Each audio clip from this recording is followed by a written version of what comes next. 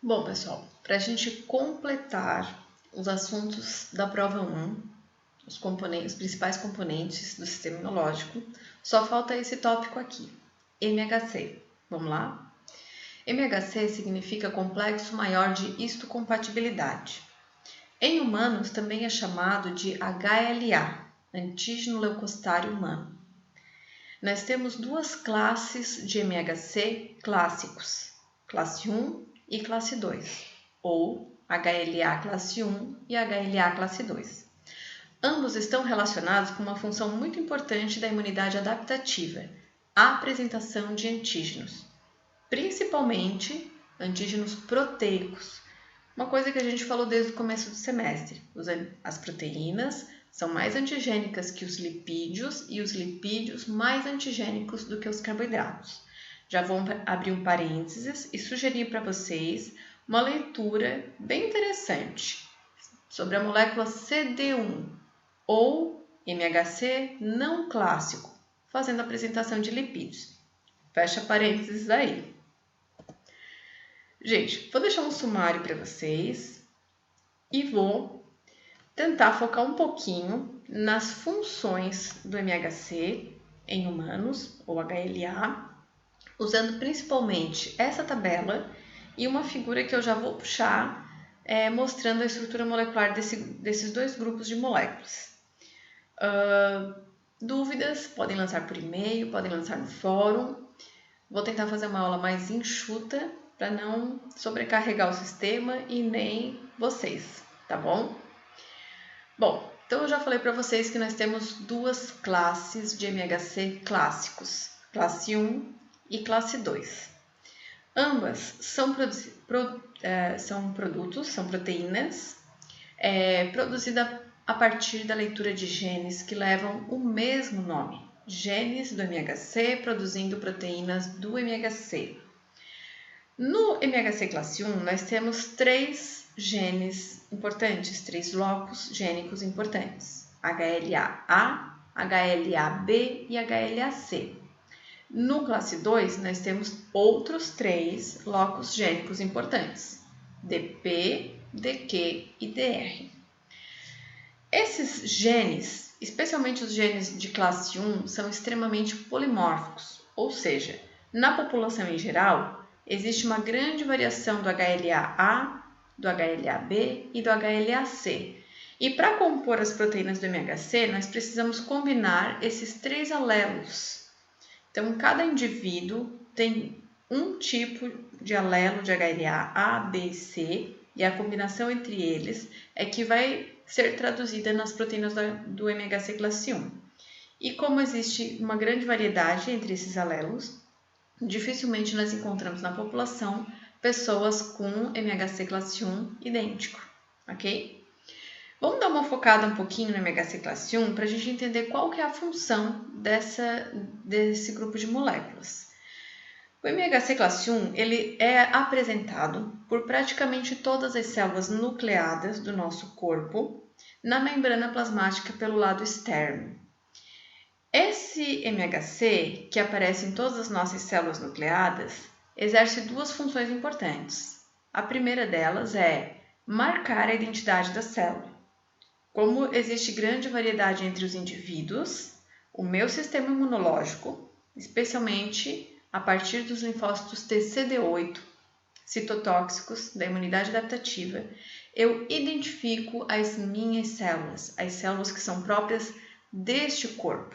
Não simplesmente por serem humanas, mas por serem próprias deste corpo, são minhas. A outra função do MHC classe 1 é apresentar também para o linfócito TCD8 amostras de fragmentos da produção endógena de proteína. Todas as células nucleadas têm DNA. Toda célula que tem DNA produz RNA e produz proteína. E algumas dessas proteínas, uma amostragem é reservada, fragmentada e os principais peptídeos são então apresentados no MHC classe 1 para o linfócito TCD8. Dessa forma, o linfócito TCD8 pode percorrer todo o nosso corpo, identificando células próprias e com produção proteica adequada ou células alteradas, infectadas por vírus, tumorais, senescentes, com produção de proteínas de forma inadequada.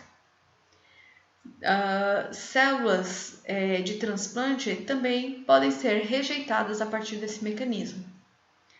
Vamos dar uma olhadinha na estrutura do ômega C classe 1, então? Vamos trazer nessa figura aqui o ômega C classe 1. O que a gente vê aqui? Ele é composto por duas subunidades proteicas, chamada alfa e beta. A subunidade proteica alfa, ela tem 3 domínios importantes no espaço extracelular, alfa 1, alfa 2 e alfa 3. Entre alfa 1 e alfa 2, nós temos uma fenda, e é exatamente nessa fenda que nós deitamos os peptídeos antigênicos para apresentação. Eu vou abrir também um parênteses para falar um pouquinho de beta-2 microglobulina e sugerir leituras sobre isso. Por quê? Porque quando nós degradamos essa porção extracelular do ômega C classe 1, beta-2 microglobulina extravasa para a corrente sanguínea facilmente e pode ser dosada. E níveis séricos elevados de beta-2 microglobulina podem estar associados com tumores, principalmente leucemias, e pode também estar associado com algumas doenças metabólicas e inflamatórias. Então, fica aí de sugestão de leitura: beta-2 microglobulina em mieloma múltiplo, beta-2 microglobulina em diabetes mellitus e assim por diante.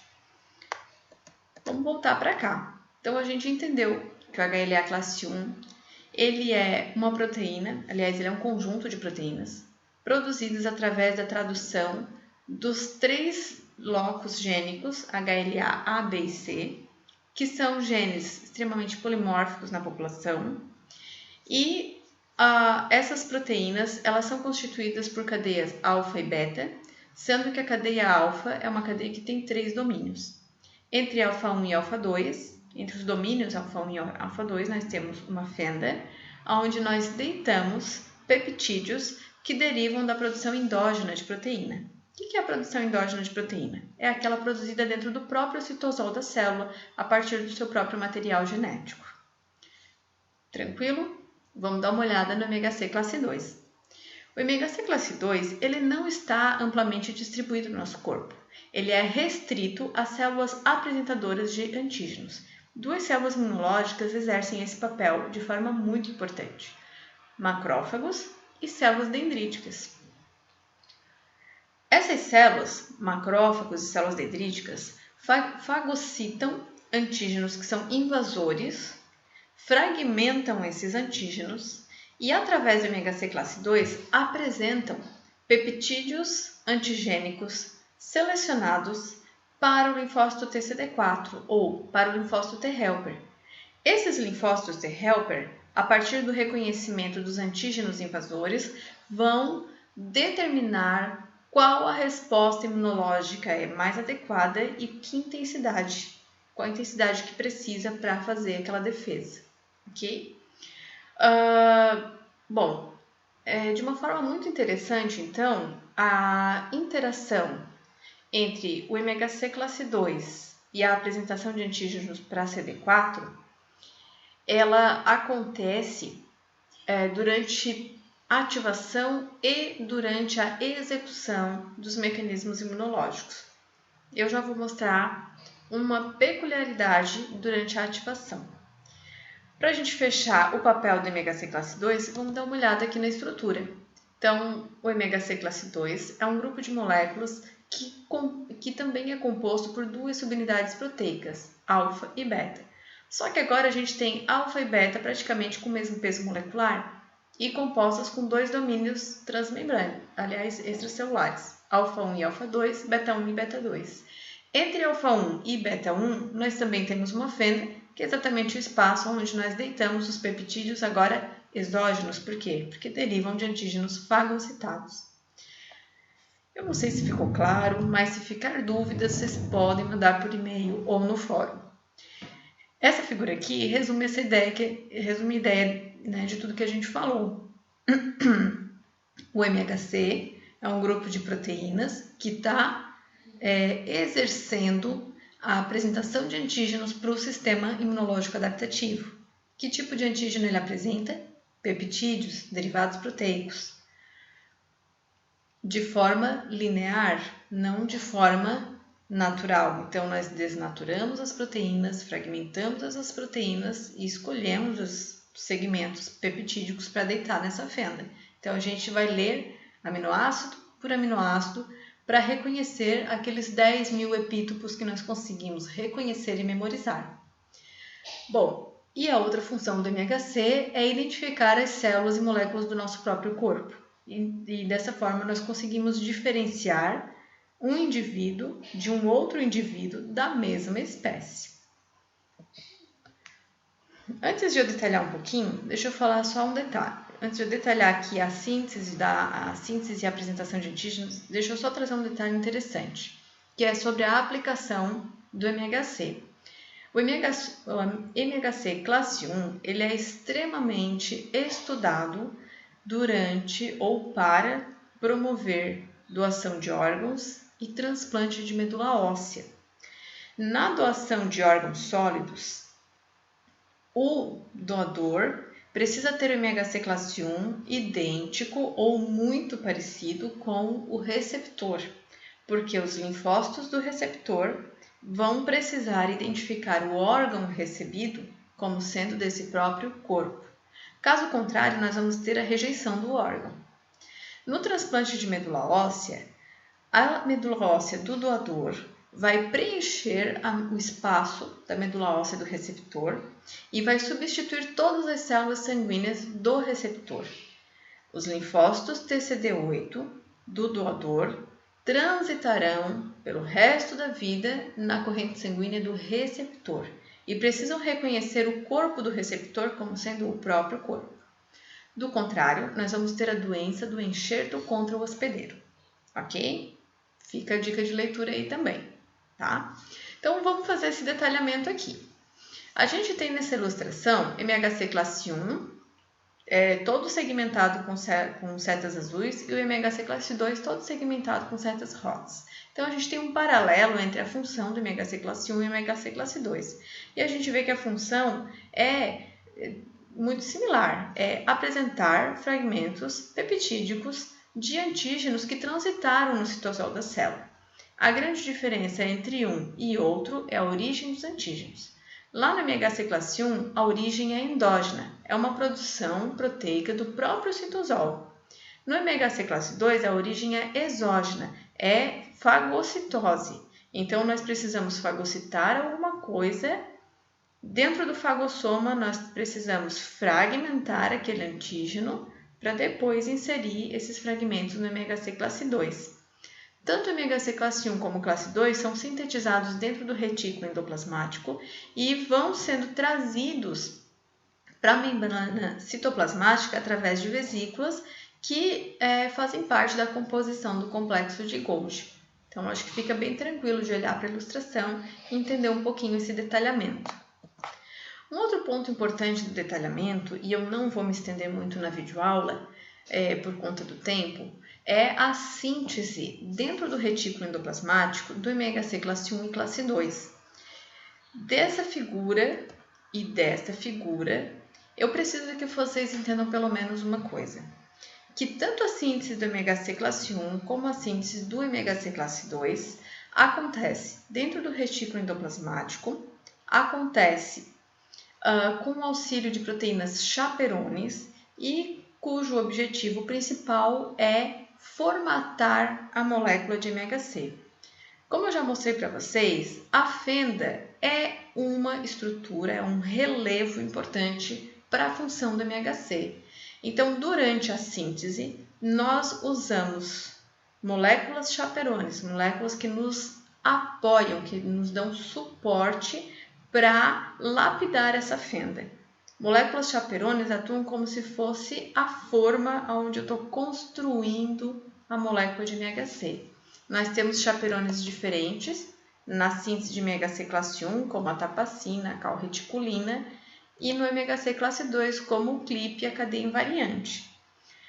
São moléculas diferentes para produzir classes diferentes de MHC, mas a função é a mesma. É uma função chaperone, é uma função de lapidar a estrutura e o relevo da molécula de MHC. E para terminar esse raciocínio, a gente precisa então entender um pouquinho uma peculiaridade da atuação do MHC durante a ativação de linfócitos. De forma clássica, a gente vai ver MHC classe 1 apresentando antígenos endógenos para o CD8 e o MHC classe 2 apresentando antígenos exógenos para o CD4.